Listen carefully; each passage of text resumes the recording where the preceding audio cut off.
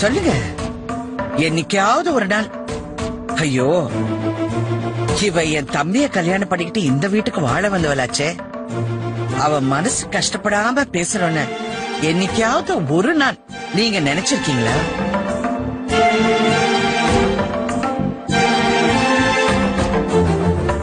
அவரையும் பாக்குறீங்க, நான் தானே கேக்குறேன்.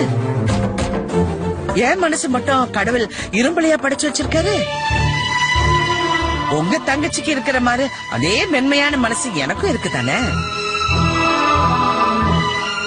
நானும் மனுஷ தானே, எனக்கும் அடிச்சா வலிக்கும்.